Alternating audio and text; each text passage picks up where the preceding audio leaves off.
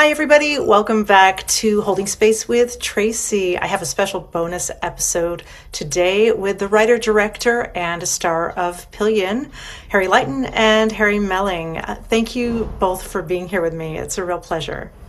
Thank you Thank for having you. us. Very excited to speak to you. Yeah, well, I loved to start because the world is kind of upside down right now. And I really love to start by asking, how are you? And I will go to you first, Harry Lighton.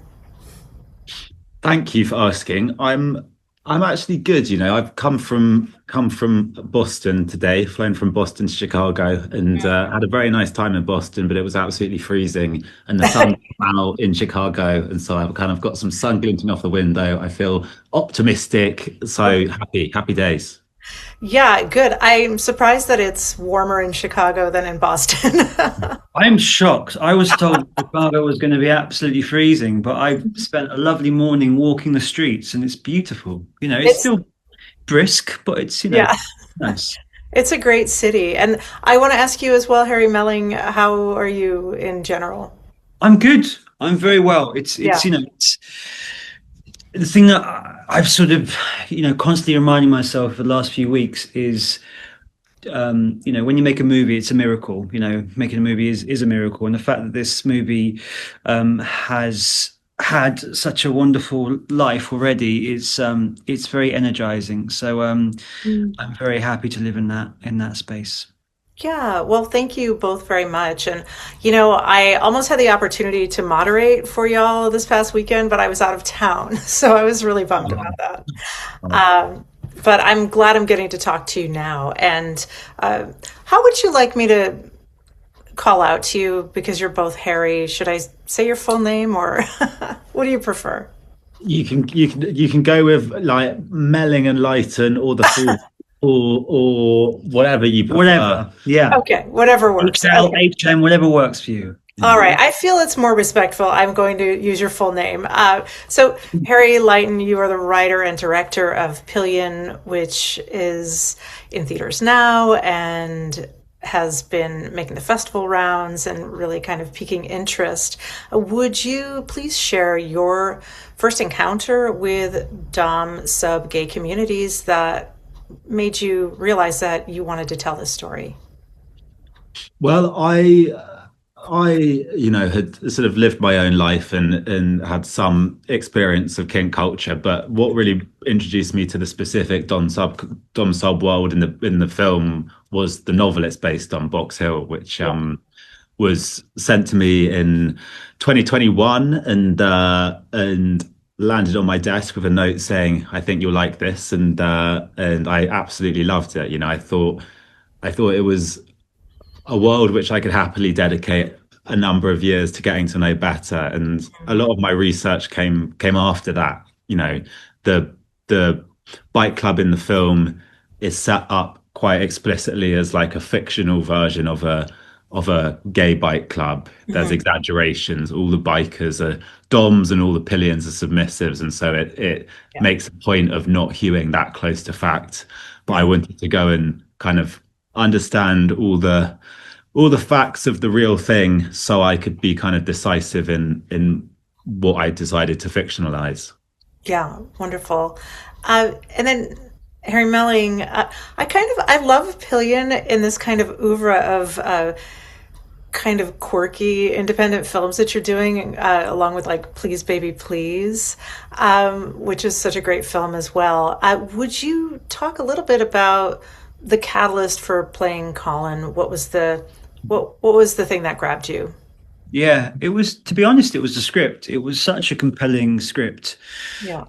All the characters in it were so beautifully drawn. The subject matter I found so fascinating. I wanted to, I really wanted to investigate this subculture. Yeah. And, I think what Harry Lighton's done so well in the script and I think in the movie is he's managed to take a subculture that I'm sure not a lot of people will know a lot about, and he's made it very relatable, I think, in lots of ways, and Mhm.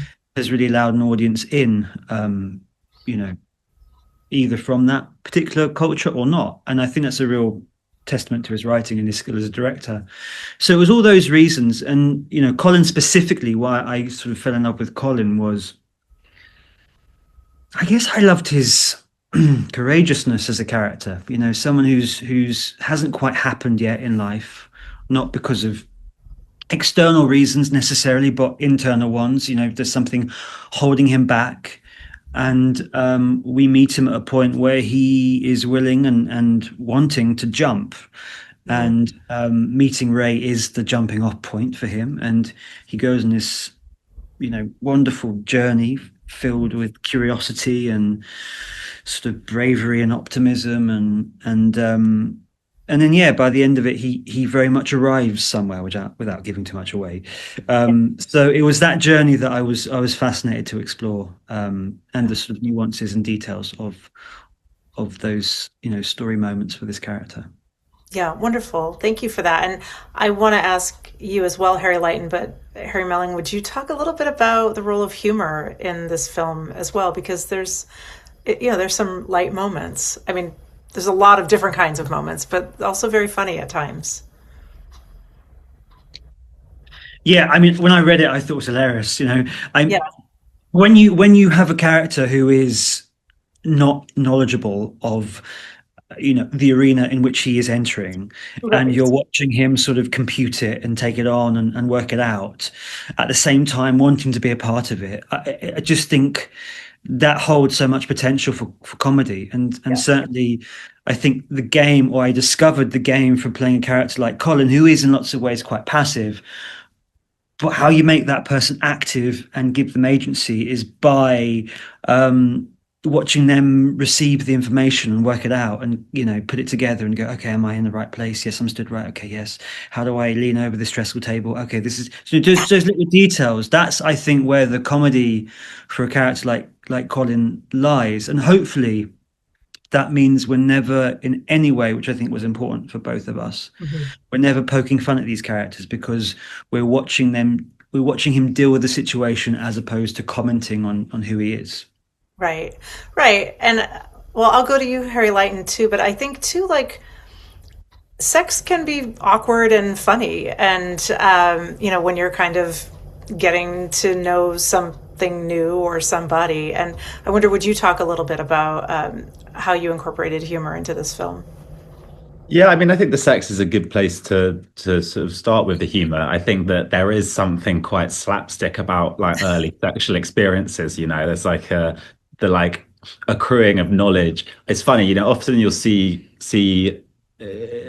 coming of age films or films about people entering their sexuality where the first time they have sex, it seems like they already know all the moves in the playbook. Yes. And I thought that there was a good opportunity to both, you know, make the audience laugh, but to also endear the audience to Colin through humor. I think humor is a great tool for breaking down a boundary between the audience and a character if the character's doing some activity which in another tone might alienate the audience. So I thought that, you know, because we're dealing with kinks and quite explicit kinks which might alienate some of the audience, then finding humor within them would be a good way to invite them back into the world.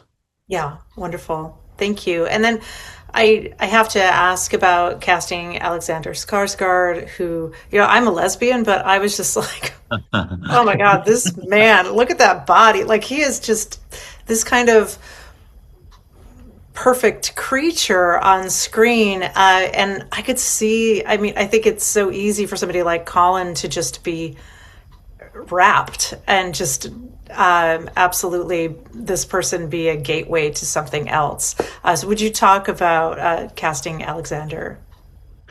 Yeah, I mean it's funny, you know, I was speaking to one of my lesbian friends who said a similar thing. It's She true. was like, yeah, you know, I'm sort of questioning myself having seen the movie, and I knew I wanted Ray to be someone who any audience member, irrespective of their sexuality, would never like question what the appeal of him was for Colin, Yeah. but then that was also capable of like marrying that like extreme physicality with like a psychology which had depth to it. You know, there's a version of Ray because he resists talking about his background and because he's quite monosyllabic, which I think could read as quite two-dimensional. So I knew that I needed an actor who could provide little moments of insight into some version of his underbelly beneath this kind of beautiful exterior. And I've been watching Alexander in Succession season 4 and was just like blown away by his performance, and particularly how, like, alongside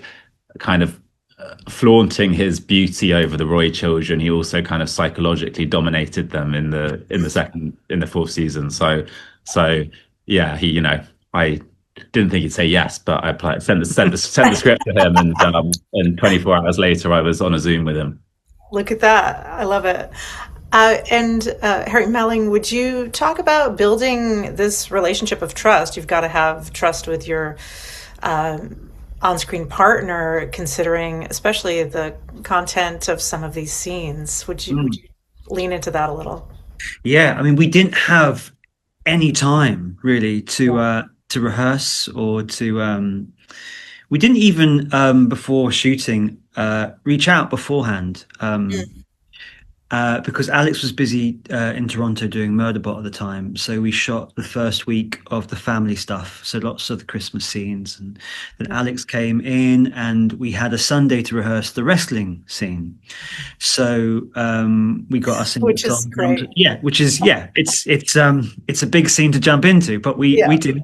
And it was fantastic. It was fantastic to jump into a scene that had such physicality. I think that was a really good thing, especially with these two characters who, it feels like, certainly watching it back, so much of their story is, unspoken. It's about the physical sort of tension between them and how the bodies are in the space. So that was a really good way of inviting those decisions on the Sunday into our sort of stories and our thinking of the characters.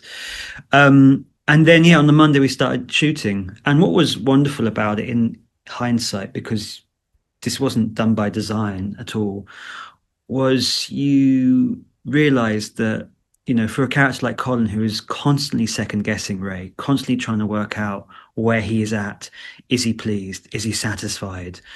Not having like an idea of what Alex was going for or his backstory, which I knew he had sort of prepared, was really useful because it kept the mystery alive for me, and it kept me trying and wanting to discover who this man was on set in front of the camera, which I think was a great thing. I think it meant that a lot of the stuff that we found on the day was alive because we were literally finding it on the day. We weren't trying to reach for something that we decided 2 months prior.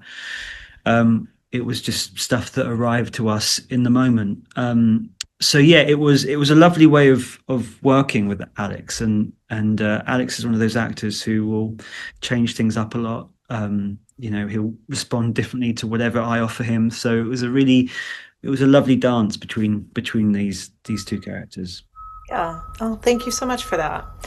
Harry Lighton, one of the really beautiful parts of this film is Colin's relationship with his parents, who are utterly accepting of the fact that he's gay and supportive and want to help him find a boyfriend. I mean, they don't quite understand the kink community as well, but on its face, like, just that acceptance of their gay son is really, we've seen this in films before, but right now, this feels very important and radical in a way. Would you talk about writing that story, this beautiful relationship? Yeah, I mean, the book is based on, is set in the 70s, and the kind of homophobic context of the time means that the parents aren't accepting of Colin's sexuality. They don't chuck him out the house, but they sweep his sexuality under the carpet. I think they have one conversation about it. And I thought that by moving the film to the present day, it gave me an opportunity to, as you say, be a bit more radical with queer parents on screen, and present something different from the typical narrative where parents maybe go from rejecting their child to, over the course of the film, learning to accept them. So I wanted to start from a position of like extreme acceptance, someone pushing their gay son towards a boyfriend, even though he's kind of kicking his heels in slightly, and then explore what happened when the boyfriend he brings home doesn't fit their mold of what a good gay boyfriend would look like. I think I wanted to ask questions about what kind of homosexuality is accepted in the mainstream, and I guess the parents represent the kind of mainstream liberal view, which is that they're very accepting of one kind of homosexuality, but maybe their knowledge of kink is less, and so their acceptance of it is less. Yeah, I think that's really, it works really well in the film. And Harry Melling, would you talk a little bit about shooting that dinner table scene with when Colin brings Ray home with his parents? It's uncomfortable. Yeah, I mean, it's one of my every time I watch it, it's one of my favorite scenes in the movie. I think it's just exquisite. To be honest, for me, it was a lovely day because, Yeah. like, I didn't have much to do, Yeah. but just kind of witness this fantastic acting happening around me. Mhm. Colin was very much in the middle between these two forces, between Ray and Peggy, his mum, and watching them go at it was wonderful. And I think it's the that scene is what it invites most conversation in the Q&As, certainly after we do the screenings. They want to dissect that scene. They want to sort of it feels that either people are either on Team Peggy or Team Ray, and it's fascinating to sort of talk that through and to discuss that, because both of them are right. Ray's opinion, which is, would it's a consensual relationship. Colin's happy, I'm happy, nothing's stop complaining, stop getting in our way. And Peggy's point of going, who are you?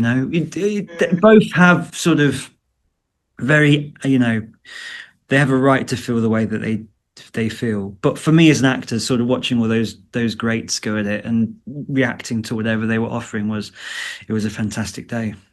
Yeah, it's an incredible scene.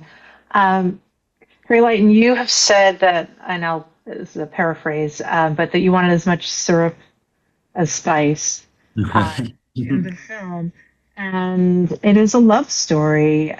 Although, I think people who are not in the kink community might not fully understand that. Would you talk about the ways that this is a true love story?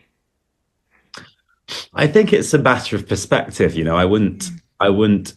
From Colin's perspective, it's absolutely a true love story. It's his first great love story, and it has all the hallmarks of your classic first love story, and that he's sort of swept off his feet, partially loses his sense of self in that experience, but then also discovers new aspects to his self, and I think finds self-definition, um, and then experiences heartbreak and all the kind of all the all the sort of misery, but also memory that comes with that first heartbreak. And then, I think for Ray's resistant to the idea of love itself. So you see a character kind of pushing against the idea that this is about love. To him, it's about sex and it's about power exchange, and yet hopefully by the end of the film we've asked a question about why Ray's resistant to calling this a love story. Yeah, thank you. And then Harry Melling, would you talk about? I love that Colin. He does get like as you just said, Harry Lighton. He does get lost, but at the end of the day, he also finds a way forward and learns something about himself, what I think is really beautiful and what first loves are for. Would you talk about that part of his journey? Yeah, I think early on with Colin, it's a case of, how I saw it was, there's something ahead of him that he doesn't quite know what it is, but he knows he's on the right path. And I think the journey of the film is him pursuing that thing and trying to feel his way towards that goal. Um, and within that, he tests the boundaries that have been established by Ray, and he sort of is constantly questioning what love means to him and how does he want to experience love. And I think at the end, without giving too much away, Yeah. he does arrive somewhere. He does land somewhere that feels right for him. but at the same time, and I think this is important to say, it's like, with all first loves, there is a tinge, there's a sort of lingering of the experience that's just been. And I think that's probably where we wanted Colin to finish in terms of his story. So it's optimistic, but we're not denying the experience of the film. Wonderful. A little pivot. Harry Melling, did you have a favorite kink outfit that you got to wear? I mean, the wrestling one, come on. I mean, the arseless wrestling singlet, it's got to be, Yeah, I had fun wearing that, and I'm sure the whole crew did as well. So, Not wearing it. No, watching me wear it. Yeah, I know. I'm wearing it as well. Forget, yeah. So yeah, I'd say that, and that was a fun scene to do. It really was. It's a fun scene to watch as well. I have to tell you, I was getting ready for this, and I found Nasty Pig. Do you know that company? Yes. Yes. Yeah. So I went viral a while back for my Wicked interview, and I met the David Lauterstein who owns Nasty Pig. So he sent me a bunch of things, and he sent me this, which it was in the box, and I didn't know what it was for, but I think it means I need a lock, right? Oh, look at that. I got a wrestling singlet, fun enough, from Nasty Pig. They sent me one from after Mid Atlantic Leather, this big leather convention. So we've each got some free merch. Where's my gift? Where's my gift? Nasty Pig. We're gonna need to talk to David. He's got some good stuff. Yeah, I want some merch, please. Yeah. Harry Lighton, I do want to just ask you to kind of finish the Pillion interview. What is something you learned about the kink community from this experience that perhaps surprised you? I think I wouldn't say that it necessarily surprised me, but it was definitely confirmation to me researching this that it's such a broad church, that I think sometimes depictions of the kink community kind of flatten the participants into quite a two-dimensional shape. But then if you go to any kind of kink meetup or even, some sort of adjacent subculture, there'll be people there from all walks of life with different ways of practicing their kinks and, different ways of engaging in the community. So I really wanted to make sure that our bike gang was peopled with people who, one of them looks like they sort of operate a sex dungeon, and then the other one looks like they're an accountant. And I think that's very true to my experience of the kink community. Yeah, wonderful. I have a question that I ask on my podcast. It's born out of my viral moment, which was where I was trying to talk about a piece of art.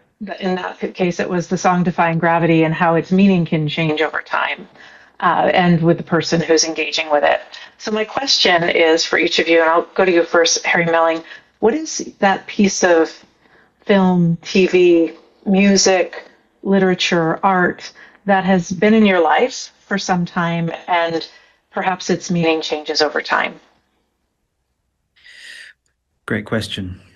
Thank you. I mean to spring it on you. Yeah, no. I want to do it justice.